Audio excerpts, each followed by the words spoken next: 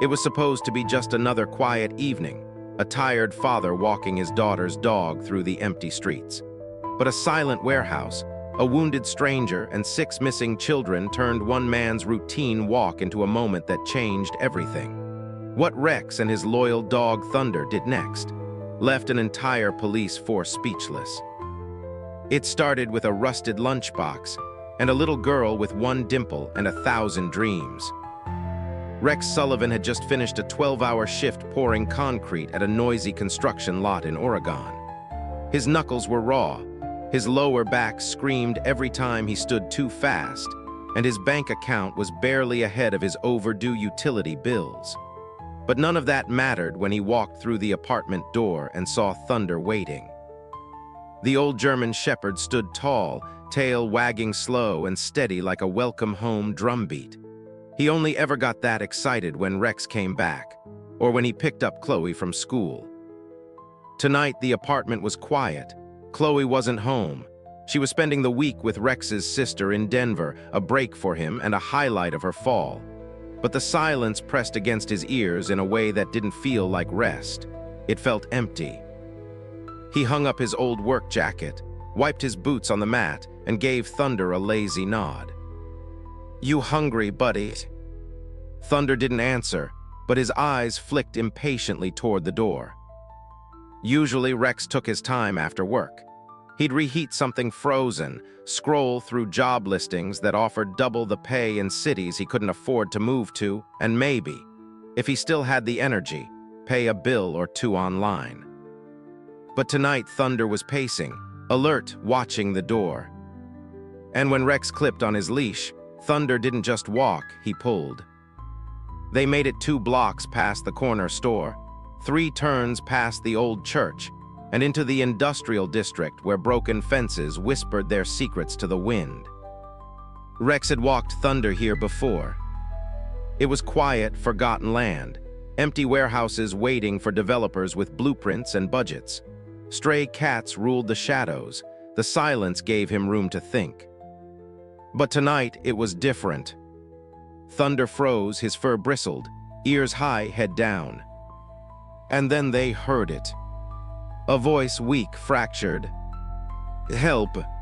There's something you should know about Rex Sullivan. He wasn't just a construction worker. He had 7 years in the army, 3 tour. He'd sat in the dirt with men bleeding out in his hands.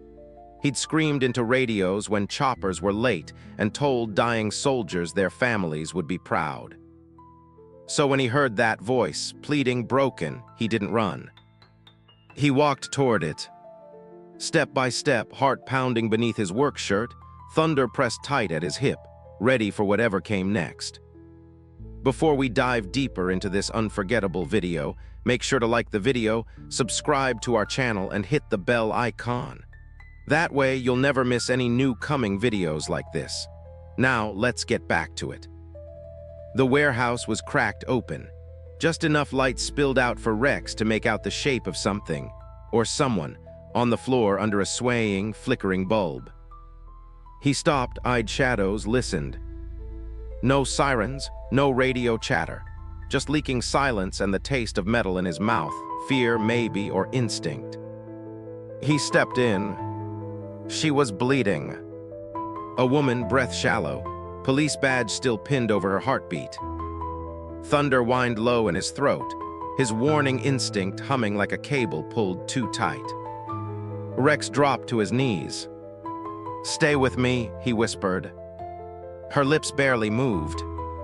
"They took them," she said. "The children, they took the children." The world paused. For a heartbeat, Rex could hear nothing. No creaking pipes, no wind outside. Only the sucking sound of her breath and the echo of that one word, children. He leaned closer. She smelled like iron. Her blood had spread in a wide pattern beneath her, shining under the yellow light. "Who?" he asked. "They know everything," she whispered. They said if I talked." Rex checked her pulse, weak, thready, but alive. His dog shifted beside him, chest heaving, pupils wide, tail stiff. Thunder, this old shelter dog, was staring into the dark, body language tight, tactical, a silent panic building behind his eyes. He wasn't wrong. Someone else was here. Rex knew it like he knew the weight of a loaded rifle, or the sound of a safety being clicked off in the dark. Still nailing, he reached for his phone. No signal. He glanced at the woman. Her eyes were fluttering. She clutched something hard and black in her hand, a small digital recorder. "This is a trap," she managed. And suddenly, the blood, the isolation, the missing children, it all came together. This wasn't random. This wasn't accidental. He wasn't just in the middle of something. He was the target. Rex's breath slowed, just like it used to do behind enemy lines. He wasn't holding a rifle. He wasn't wearing body armor. Hell, he still had mud from the construction site crusted underneath his fingernails. But his instincts were screaming. He scanned the shadows, old conveyor belts, rusted walkways, scaffolding stretched along the metal skeleton of the warehouse. Places to hide, places to ambush. The female cop, Detective Casey Martinez, shifted in pain. Her hand slipped from the device and found Rex's arm. Her grip was surprisingly strong for someone so close to passing out. "They know who you are," she whispered. "They knew you'd come." Rex froze. "What do you mean?" "They set this up," her voice cracked. "Your name has been passed around. You were never supposed to walk away from this." And that's when he heard the boots. Not loud, just scuffing concrete. Controlled, steady. Thunder stiffened, his low growl beginning to rise in pitch, warning slipping toward readiness. Rex stood slowly, instinct crouched behind his eyes like a coiled animal. He stepped in front of Martinez, body in full guard mode. His dog shifted with him, no bark, no whine, just coiled tension and silent promise. Out from the dark came a man. Gray hair, tactical vest with a shine that said real Kevlar. Business suit underneath, black leather gloves. He walked like someone used to owning rooms. The kind of man who made calls that got people disappeared. The kind you never want knowing your daughter's name.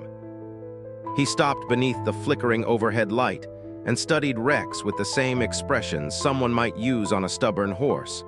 Measured, calculating, dominant by default. "Mr. Sullivan," he said, voice level and polite.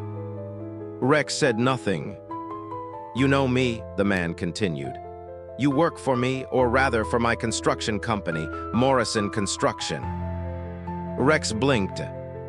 His boss, Charles Morrison, the quiet CEO who fundraised for Veteran Affairs, who paid holiday bonuses even when production slowed for the season. That Morrison.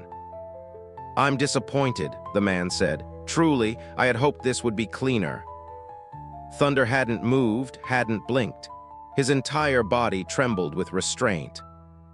"I know where your daughter is," Morrison said casually, lifting a tablet from his pocket.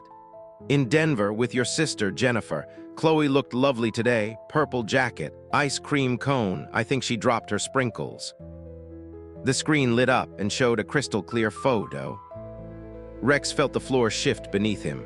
Not literally, but everything felt off balance. Wrong side up, nightmare level wrong. "You touch them," Rex started, but Morrison cut him off. "If I touch them, it will be because you made poor decisions, Mr. Sullivan. That little recorder Martinez carries, she got a bit too close to our operations. That's one mistake. You refusing to help us clean this up, that would be two. And I assure you, no one survives three." A second man stepped into the light, then a third, both younger, leaner, dressed for war. All carried pistols, silencers attached. Rex didn't have a weapon, just a tight grip on fear and a dog prepped for battle. Morrison nodded to the female detective, swaying between consciousness and fever.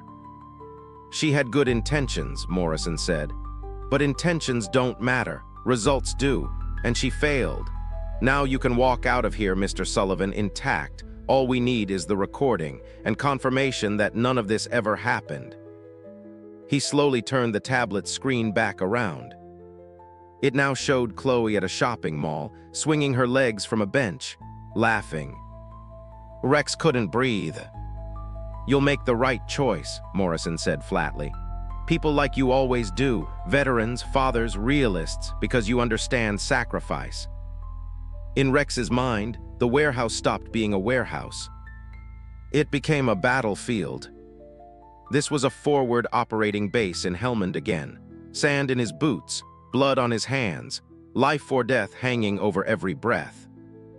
Except this time, the person in danger wasn't just another kid from a platoon roster. It was his kid. "Give me a minute," Rex said, voice hollow and tight. "Of course," Morrison replied, "but please don't mistake my patience for weakness. The second your intentions shift, Mr. Sullivan, so do our orders." He stepped back, let his men take flanking positions. Their body language said they'd done this before. And Thunder, still crouched at Rex's side, took one small step forward. Not aggressive, not reckless. Just ready. Rex reached down casually and rested his hand on Thunder's back. It was the same gesture he used to calm Chloe when she had night terrors. A silent, unbreakable message that said, "I got you." Inside, decisions were being made at lightning speed. Casey had risked her life to expose this operation. There were kids trapped, real children, somewhere in this complex. And if he gave that recorder up, they were gone. Forever. He couldn't let that happen. But one wrong move meant Chloe died. So Rex did what soldiers do when the odds are impossible. He calculated. He memorized the layout. He looked at pallets and shadows and exit points. He let the enemy think he was breaking, while behind his eyes, a storm was building. And Thunder knew it too. Because dogs, unlike men, always sense when war is coming. There's a moment in every soldier's life, the moment you stop hoping for a miracle and start becoming one. Rex crouched just enough to make himself a smaller target. He kept his hands loose at his sides, deceptively calm, like a man ready to give in. But inside, a war was already underway. He focused on every detail. The distance between Morrison and the shadows, the angle of the hanging light bulb, the scattered pallets by the loading dock. Every bolt, every broken pipe, every cable stray across the floor was being assessed with ruthless clarity. Rex hadn't held a rifle in 3 years, but the battlefield never left him. And just because they'd taken off his uniform didn't mean they'd stripped away his purpose. Thunder inched forward, slow and silent. Rex's fingers twitched slightly against the worn fabric of his jeans, a subtle signal. The kind you only teach a partner who's shared dirt and danger with you. Morrison was saying something again, something about loyalty, family, playing smart. Rex didn't hear him. He was watching the third man, the youngest of the group, shift his weight from foot to foot, nervous. Rookie, unsteady. That was the crack, that one unstable gear in the machine. He counted slowly under his breath. 3 hostiles, 2 flankers, no visual on Martinez's gun yet. No weapon of his own. Just a wounded cop, an iron pipe near the tool bench, and a German shepherd built like a small bear. He had no backup. And yet, he wasn't afraid.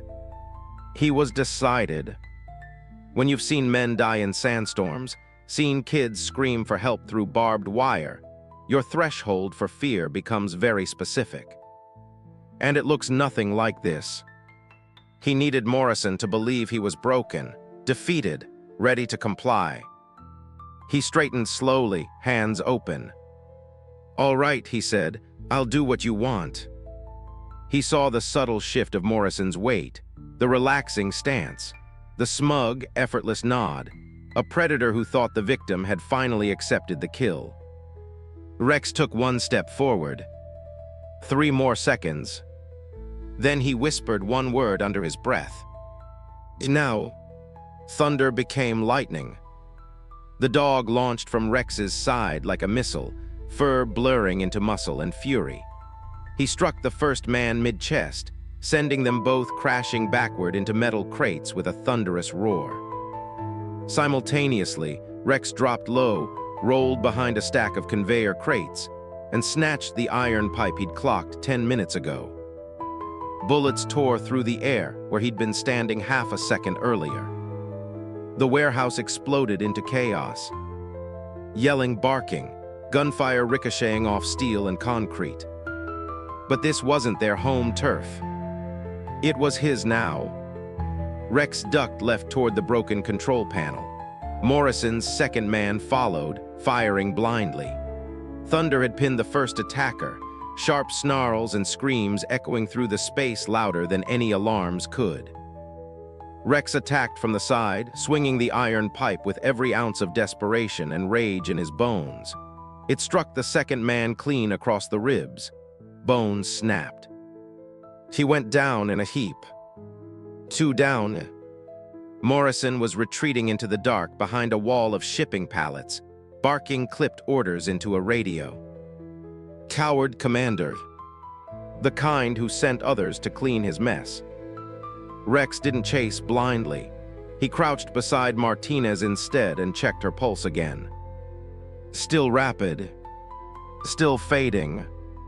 She opened her eyes just enough to meet his. "You're insane," she rasped. He almost smiled. "That's how survival works." She coughed again, pointing toward her jacket.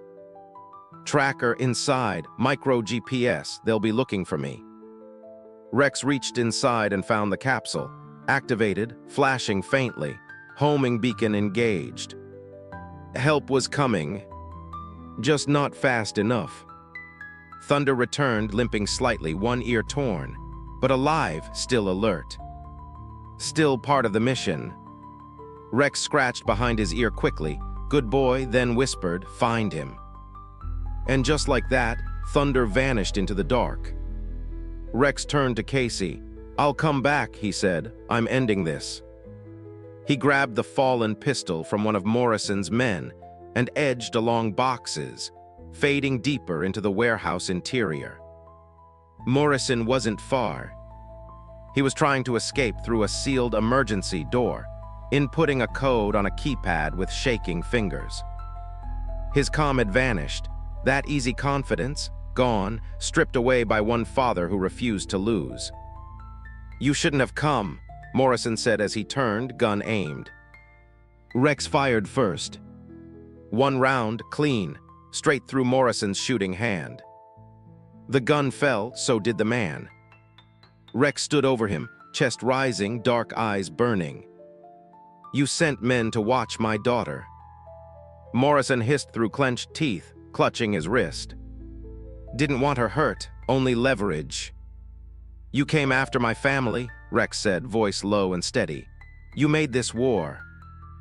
Thunder stood at the shadows behind him, silent watching, the protector, the witness. Rex knelt and zip-tied Morrison's wrists with electric cable leftover from the power box. Then he whispered, "It's over." The warehouse stank of rust, oil, and blood. And silence. Not the quiet kind, the dangerous kind. The kind that follows shouting and gunfire and pain. The kind that feels like something watching you from places your eyes can't reach. Rex pressed his back to the cold concrete wall and listened. One of the attackers was groaning behind a row of pallets, trying not to sound like he was dying. The limbs of Morrison's operation were lying broken all around. One pistol, one iron pipe, one dog, and one decision had erased the illusion of control they'd built for years. But the mission wasn't over. Because somewhere behind one of these buildings, there were children. 6 of them at least. Their names weren't known. Their faces weren't shown. But Rex could see them clearly in his mind, terrified, locked up like property, waiting in the dark for hope that might never come. Not if he waited. Not if he gave this moment to fear. He moved quickly back across the main floor toward Martinez. She was still conscious, holding that little recorder against her chest like it could breathe. "Where?" he asked urgently. "You said containers, where exactly?" She forced out words between shallow breaths. "Back outside, North Yard, red shipping container, padlocked, hinges weak." "Stay awake," he said gently. "Help's coming." Thunder barked once near the broken side entrance, sharp and short. "Come now, now." Rex didn't waste breath. He was already sprinting across the warehouse. Every step slammed into the ground like the pounding of a war drum. When the back door opened, cold night air hit him like a slap, sweet, sharp, honest. Outside, the shipping yard stretched ahead. Rows and rows of locked containers stacked like forgotten luggage in a graveyard of steel. He followed Martinez's directions, heading north. Thunder led, ears forward, body shifting low to the ground. And then they saw it. A large red container, slightly separated from the others, darker near the hinge line, like fresh grease had been applied to keep it quiet. A heavy-duty padlock gleamed faintly on the door latch, the kind you'd need bolt cutters or a miracle to break. Rex didn't have bolt cutters, but he had a memory. He doubled back 30 feet to a rust-covered maintenance rig left beside an old forklift. On its platform, pipes, steel rods, hand tools. He grabbed the thickest pipe, 4 feet long, heavy, solid, mean. Then he returned to the red container. No hesitation. He raised the pipe and drove it into the lock. Once, twice, harder. The night echoed with every strike, boom, shriek, ring. Thunder stood guard, feet planted, eyes fixed on every dark space between the container rows. On the 5th blow, the lock cracked, one ear flying off like shrapnel. The door shuddered. Metal screamed on metal as it cracked open an inch. The smell hit him first. Sweat, sawdust, rust, and fear. He stepped back, raised his flashlight, and swung the door fully open. What he saw stayed with him forever. 6 children, 2 boys, 4 girls, ages maybe 7 to 15, huddled together under a single wool blanket. One of the girls recoiled at the light, squinting. One of the smallest boys was shaking uncontrollably, his lips whimpering even though no sound came out. They were dirty, pale, rattled to the core. But they were alive. Rex dropped to one knee. "Hey," he whispered gently. "It's okay. You're safe now. My name's Rex. I'm here to help." No sudden moves, no barking commands. Just calm. The kind soldiers give when helping broken civilians in burned-down villages. "You're not police," one child said quietly. "No," Rex replied, "but I've got good people coming, real help. I just need to get you somewhere safe." Thunder padded forward. He didn't bark, didn't growl. Instead, he lay down slowly, his massive head resting near the entrance like a bridge between fear and freedom. The kids stared. Then one of the girls, barely taller than Thunder himself, reached out and touched his ear. No reaction, just warmth. So she stepped forward. One by one, the chain broke. They came out, slowly, unsteadily, like animals that didn't trust daylight anymore. Rex gently herded them toward the warehouse parking lot, away from the dark, toward the promise of sirens and lights and safety. He gave each one water from an emergency stash in his truck. Thunder stayed close, nuzzling the legs of whoever stood still. Within minutes, red and blue lights lit up the entrance. Screech of tires, shouts, medical stretchers pulled out like lifelines, a flurry of professionalism replacing chaos, not fear this time, but help. Rex stood back silently, watching the officers swarm in, handling children with the careful precision of people who knew they'd just stepped into something awful and meaningful. One of them approached him, radio still clipped to her vest, face open with surprise. "Are you the one who called?" He nodded. "And the children." "They're safe," Rex said, "for now." He looked back toward the warehouse doors. "Someone else paved the road for this rescue," he added. "She's inside, hurt bad." That was all he said. Because heroes don't need to name themselves. They just show up. The scene looked like something out of a war zone. Police cruisers lined the street like barricades. Ambulances lit the night with red pulses that flashed against the corrugated steel of the warehouse. Federal agents had arrived within 40 minutes. And by then, Rex had said very little. He sat cross-legged near the corner of the shipping yard, Thunder lying beside him with one eye still trained on the entrance like the fight wasn't finished. Around them, detectives moved with purpose. Medics wrapped emergency blankets around the children. One by one, they were examined, whispered to, offered food and warmth, and finally, hope. Rex didn't need the spotlight, he just needed air. And his daughter, he needed to hear her voice, to know she was still safe. But he couldn't make that call, not yet. Because there was still someone bleeding inside that warehouse. He rose to his feet and headed back in. The interior of the building pulsed with organized chaos now. Crime scene units were photographing every footprint and bullet casing. 2 officers lifted Morrison from the floor, his wrists zip-tied awkwardly in front. He looked smaller now, less like a shadowy commander and more like a man caught red-handed in a nightmare of his own making. When he passed Rex, their eyes met. No words, just the understanding between 2 men who had chosen opposite sides of the same war. Rex broke the moment and knelt beside Casey Martinez. She'd lost more blood than a person should survive on. Her face was ghost white, lips dry, trembling, but her eyes, they were still sharp, still tracking movement despite the haze of pain. A paramedic fitted an oxygen mask over her face, prepping her for transport. But she grabbed Rex's wrist before they lifted the stretcher. "Did you get them?" she mumbled. He nodded. "All 6 are safe." Something flickered behind her bruised eyelids. Pride, maybe relief, or maybe just a breath finally exhaled.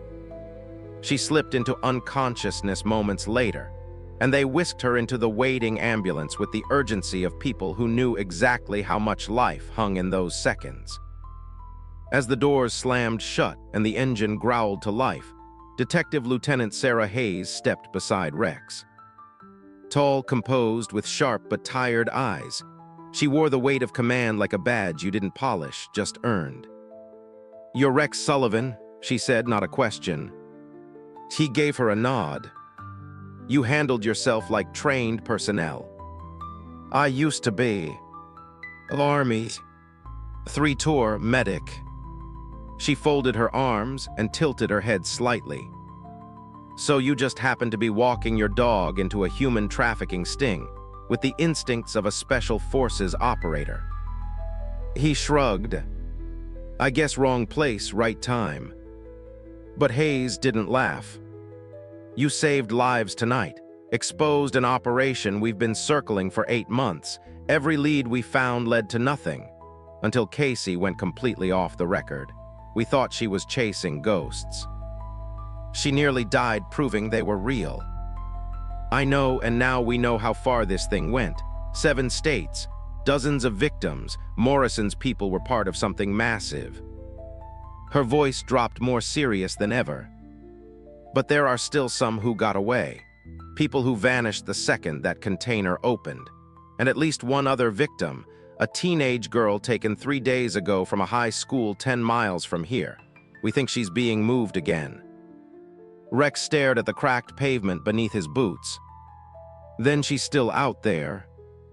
Thunder whined beside him and nudged his hand with a warm nose.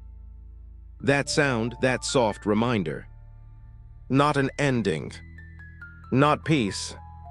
Just intermission. Hayes placed a slip of paper in his palm. "A phone number, no name. If we ask officially, you'll say no," she said. "Because people like you, don't chase medals, but if I send a text in the next few days with a location and a name, would you at least read it?" Rex didn't answer. He just slipped the paper in his pocket and looked back toward the shipping container. The door stood wide open now, light spilling into its once dark interior. But it wasn't just light. It was choice. The aftershocks of what had just happened were only beginning to register. News vans were en route. Reporters would spin the story into a dozen different narratives. Maybe some would call him a hero, others might ignore him altogether, but none of that mattered. Because somewhere out there, another girl was waiting. Another set of footsteps was just hours from being locked behind cold steel walls. And Thunder was still watching, still listening, still waiting for the cue. 3 weeks had passed. The newspapers still called him the father who saved 6.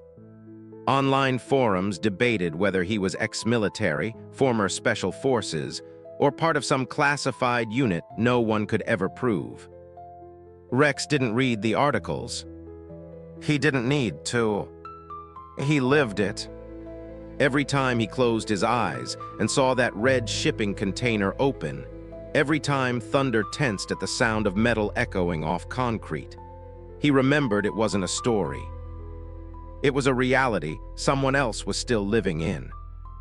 But for a while, things settled back into routine. The apartment creaked the same way it always had. The fridge still buzzed at random hours.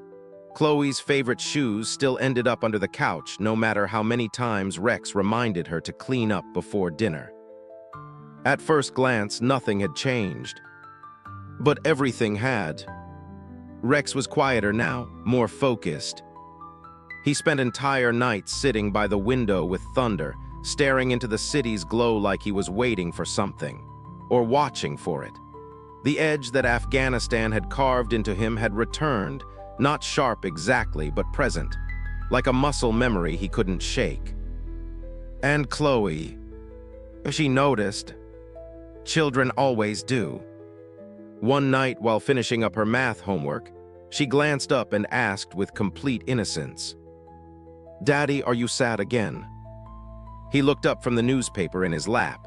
Section B, page 4, where a short column described another child found in a neighboring county. This time, not alive.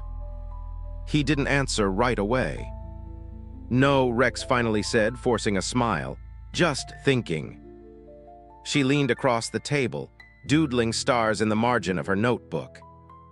"You were happy when you helped those kids," she said.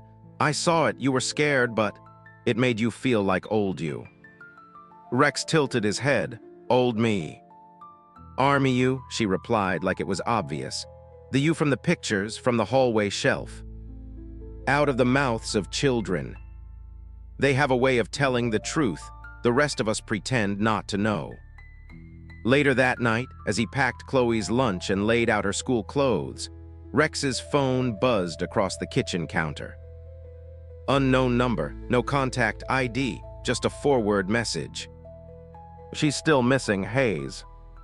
He stared at the screen for a long time. Long enough for Thunder to walk in from the living room, sensing the shift before the decision was even made. Rex lowered himself to one knee and ran his hand down Thunder's back. "She's asking again." The dog tilted his head. "She wants us to find someone else. Another kid, another lock, another fight."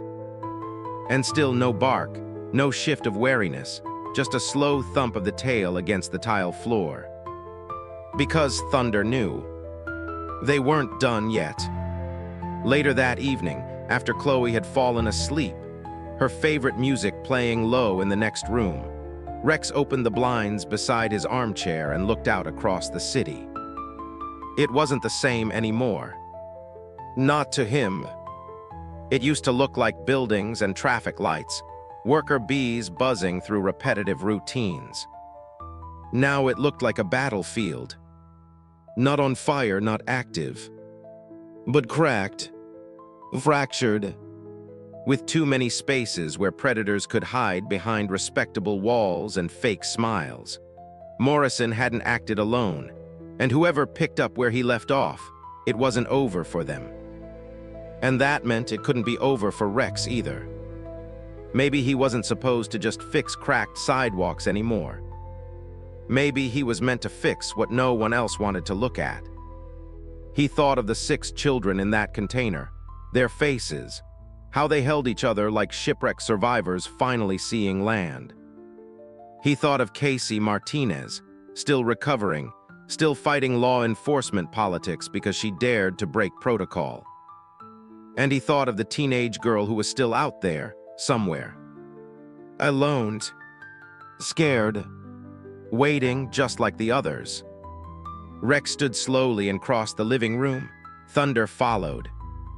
He opened the hallway cupboard where his old army duffel still sat. Inside were remnants of a life he had packed away. A worn field jacket, a first aid kit, a tactical flashlight that still worked, and folded beneath them all, his old set of boots, scarred from years of sand and blood. He pulled them out, laced them up. As he tightened the final knot, Thunder gave a single bark. Not loud, not panicked. Just a sound of readiness, of loyalty. Rex grabbed his phone and typed 2 words in response to Hayes. I'm in. Because sometimes, helping your own family means standing between someone else's and the people who mean them harm. And if the world wasn't going to change itself, then fine. Rex would change it one child at a time. It's funny how doors open. Sometimes with a key, sometimes with a kick, and sometimes with a single text. The kind that doesn't ring, doesn't chime, just appears. The girl's name was Layla. 16 years old, vanished after cheerleading practice. Parents said she was walking to the corner store, half a mile from home. She never made it there. By the time local police noticed the pattern, Layla had already been gone 3 days. Her phone was off, her bag discarded behind a dumpster, and a known van had been seen circling the block hours before. A van registered to a shell company, one of Morrison's. The system was slow, tied up in jurisdiction, waiting for warrants, waiting for reference numbers, waiting for time. But children don't wait. So once again, Rex didn't either. He didn't announce his return. There was no badge, no authority. Just a man with a map, a phone loaded with encrypted intel from Hayes, and a mission. Thunder rode shotgun. The German Shepherd hadn't slept most of the night before. He'd stayed by the bedroom door, ears twitching at every sound, waiting for signal. He felt it in the air, something was shifting. Now, as Rex turned onto that side street in the industrial belt just outside the county line, even the sky seemed to change. Gray, stretching flat over an area no one remembered anymore. Buildings forgotten by zoning permits. Warehouses without names. Fences wrapped in quiet stories. Rex parked 3 blocks away from the location Hayes had sent. Not a home. Not a storefront. A trucking depot. Fenced off, quiet, no visible activity, but the gravel lot had fresh tire prints, a new padlock, and a narrow trail leading behind the structure, ruts in the dirt from repeated, careful use. Movement. He didn't walk in fast. He didn't draw attention. He blended. 7 years in combat zones had taught Rex everything about terrain. When to move, when to freeze, when to vanish into the geometry of shadow and silence. He approached from the east. Thunder flanked from the west, looping behind the chain link as if they'd rehearsed it. They hadn't, but they didn't need to. Old partnerships don't rust. Just past the main warehouse was a smaller building, windowless concrete footprint of an old inspection garage. A heavy door, unmarked. Until you noticed the set of scuff marks, 3 different shoe sizes just inside the frame. People had been dragged here. Recently. He knelt by the door, listened.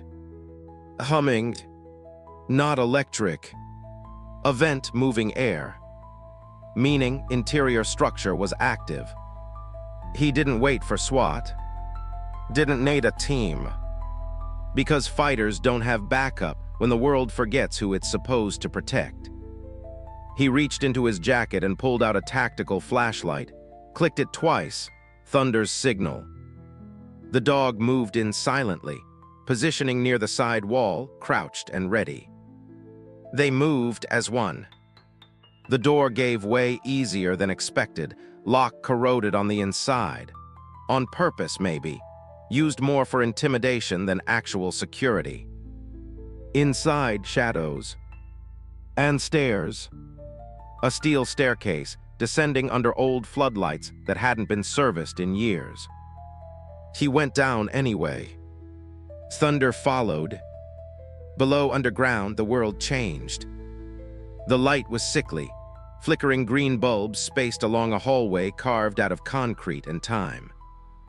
He passed storage racks and industrial shelving, not even bothering to read the labels. He knew what he was hunting, and it wasn't part of an inventory spreadsheet. 3 doors, 2 chained, the 3rd partially open. He raised his flashlight, ears alert. His soldier's voice returned, firm, calm. Layla. Silence. Then movement.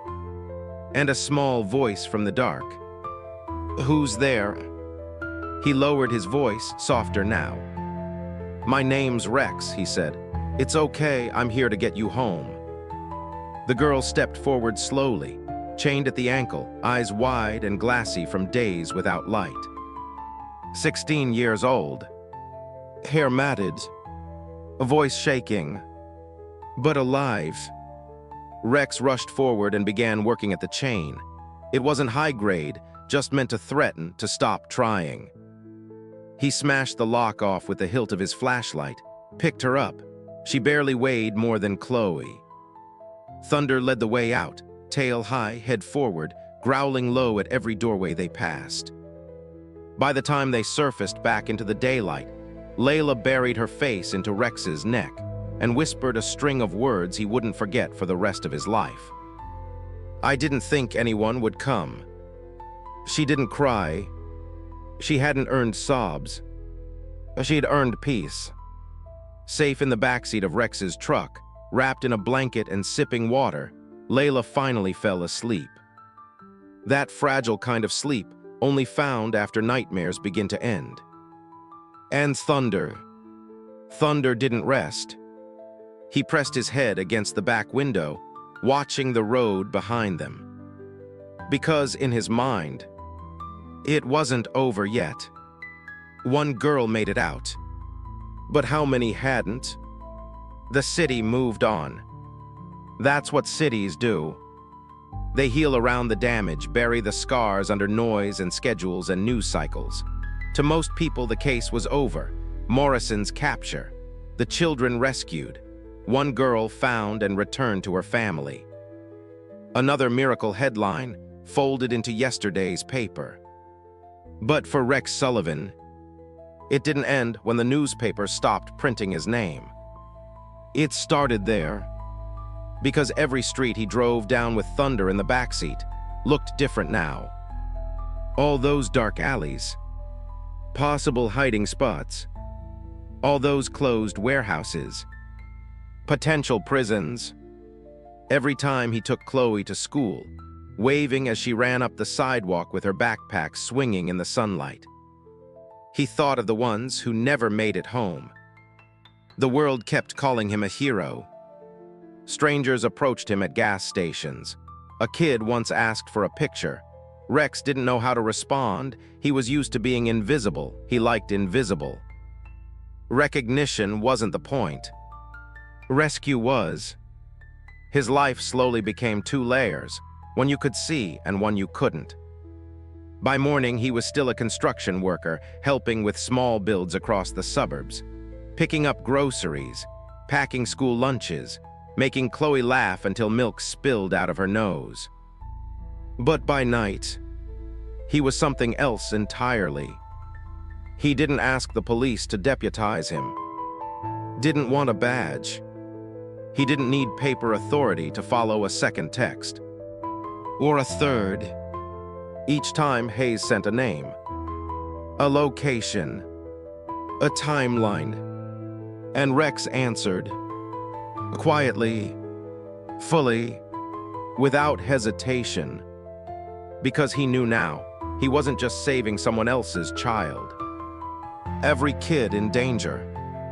Every victim locked behind a door no one was opening. Could be Chloe. And if the world truly saw that, if everyone fought like their own blood was on the line, this entire thing would be over. But most people couldn't. So Rex did. Thunder became part detection dog, part shadow. They trained differently now, not in parks or playful fields, but alleys behind bus stations, cargo lots, anywhere a trail could start or end. And over time, a pattern formed. Kids started getting saved who were never on official lists. Word traveled, not in headlines but in whispers. Among officers too boxed in by red tape. Among mothers who knew there had to be someone out there listening when the system didn't move fast enough. Even traffickers began using new names for the presence they couldn't explain. They spoke of someone who got in without notice, someone with military moves and a monster dog. No one had video, no one got a face. But the rumors stuck.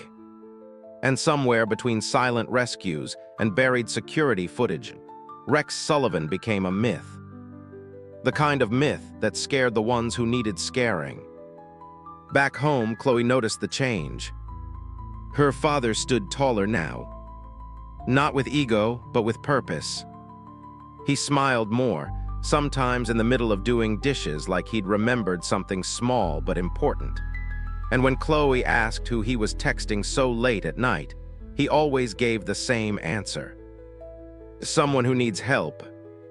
Thunder remained her protector too, still walked her to the lobby door of her school, still nudged her homework papers when she left them on the floor, but his eyes had changed. More alert, more ready.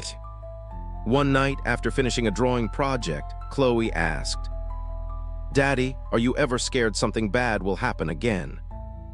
Rex looked up from the table, thought carefully, then answered without blinking. "I used to be," he said, "but now I know I'll be there before it does." Years from now, someone will ask where it all began. The arrests, the rescues, the silent missions that never showed up on public records, but saved lives all the same. And somewhere buried in those conversations, someone will whisper about a single dad with tired eyes and a powerful dog, who stumbled into a trap once meant to kill him, and walked out a protector. They won't know all the details. They won't have the footage. Only the results. More kids found. Fewer families torn apart. And the quiet legacy of one man who said, "Not on my watch." Outside the apartment window, the wind stirred. City lights blinked through a thin curtain. Thunder slept by the door, paws twitching as if dreaming of something unseen. Rex stood there silently, watching, listening. Not waiting for trouble. Watching over peace. Because peace isn't just what you find. It's what you fight to keep. Some heroes wear uniforms, others wear hard hats and walk their dogs at night. Rex Sullivan never asked to be a savior, he simply chose not to look away. In a world where too many remained silent, he stood between innocence and evil and pushed back. If this story moved you, share it. Let others believe in quiet strength, in loyalty that bites, and in ordinary people doing the extraordinary. Stay alert, stay human, and as always, protect what truly matters. Thank you for watching.